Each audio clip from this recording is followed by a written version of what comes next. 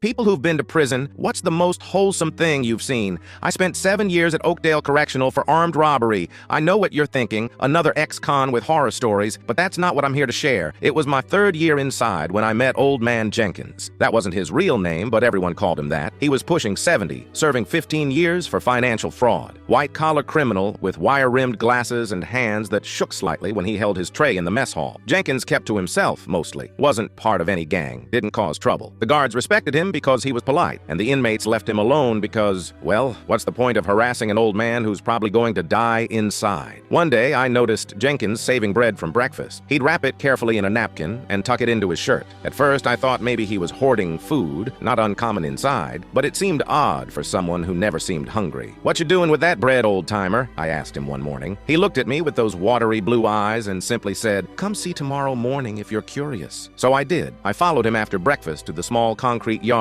where we got our daily hour of outside time. There, in the far corner by the fence, Jenkins knelt down slowly, his knees audibly cracking, and began crumbling the bread onto the ground. Within minutes, birds appeared. Sparrows mostly, but occasionally a robin or cardinal. They knew him, these birds. They weren't afraid. Some would even land on his outstretched fingers. "Been feeding them for 2 years now," he said without looking at me. "They're the only ones who visit me." Something about seeing those tiny creatures trusting this man, this convicted felon, hit me hard. Jenkins had created something beautiful in the ugliest place I'd ever known. "My granddaughter loved birds," he continued. "Before all this, she'd be 16 now. I started joining him every morning. We never talked much, just fed the birds together. Other inmates noticed eventually. Tough guys who'd shank you for looking at them wrong would deliberately save pieces of bread and silently hand them to Jenkins in the yard. The guards saw it too, but they never stopped it. One day, C.O. Martinez, meanest guard on the block, walked over during bird time. Everyone tensed, but he just dropped a small bag of birdseed next to Jenkins and walked away without a word. By year 5, bird time had become an unofficial part of prison life. Sometimes 20 men would gather in silence, watching these little creatures hop around without fear among society's most feared. One winter morning, Jenkins didn't show up for breakfast. I knew before they told us. Heart attack in his sleep. When we were finally allowed outside that day, nobody knew what to do. The birds arrived looking for him. Without discussion, we all took our places in the corner. I crumbled my saved bread first, and others followed. Nobody spoke, but I saw tears on faces that hadn't cried in decades. The warden later approved a small memorial plaque in that corner of the yard. It doesn't have Jenkins's name, prison rules forbid that, but it has a small etched bird and says, "Kindness finds wings." That plaque is still there. So are the birds. So is the tradition. People ask me what prison taught me. They expect stories about violence or survival. But the most important thing I learned came from watching an old man feeding birds. That humanity can exist in the darkest places, and that kindness is never wasted, even when the world has given up on you. Those birds didn't care what Jenkins had done. They just knew he was someone who gave rather than took. In prison, that's the most wholesome thing imaginable.